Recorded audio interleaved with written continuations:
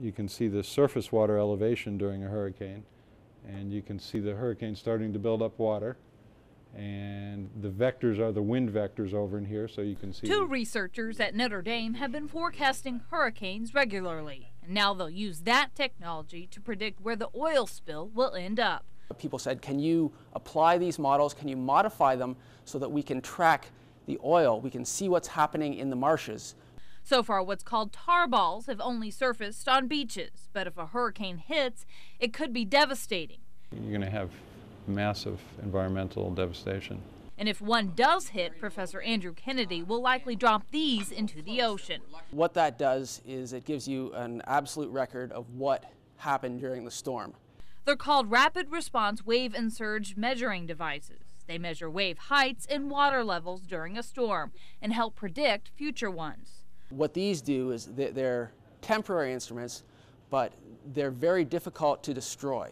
Overall, the project uses weather forecasting, maps, and water movement. But ND's is different than other models because it goes one step further, tracking where the oil will end up along the shoreline.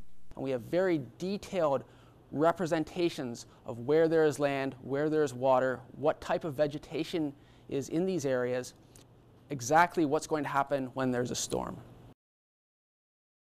So this is the Douglas Road corridor as we know it.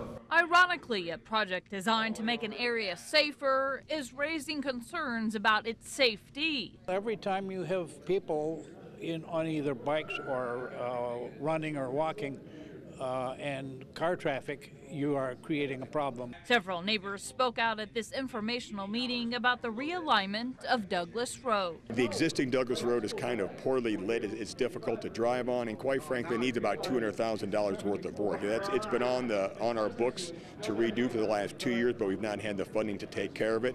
So this alleviates having to spend those funds, and then it gives us a much easier to travel road. The plans call for the closure of Douglas and to build a new one that connects with the roundabout at Juniper, cuts through Whitefield, and joins the intersection at the toll road exit. There are 5 overall objectives, including increasing the aesthetic entry of our community, continuing the county's plan for building a corridor for Douglas Road all the way from State Road 933 to Ash Road. The new road includes 2 roundabouts, pedestrian crossings, and an exercise path throughout, which has caused concern for bikers taking Juniper, which will be upgraded to 4 lanes and maybe more traffic. Unfortunately, that will have a problem at the toll road where they can't put a bike lane because it's too narrow. It's only like 4 feet wide. I think the plan addresses those concerns, but now the devil is in the details of getting it right as we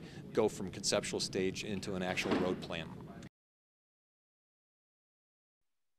At a glance, it looks like any other home. It's an everyday, run-of-the-mill home with some very nice amenities.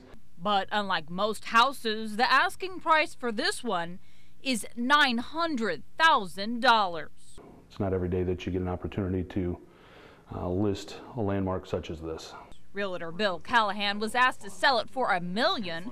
He says the high price all comes down to location, location, and location. That certainly has a lot to do with it, but also it's almost a lifestyle. Because you'd almost have to be a die-hard Notre Dame fan. The previous owners were. They initially bought the home when their daughter was a freshman at the university and liked the area, and being alum, they liked the area as well when they went to school here. The front door neighbors the gates leading to the Golden Dome. You are at the main entrance.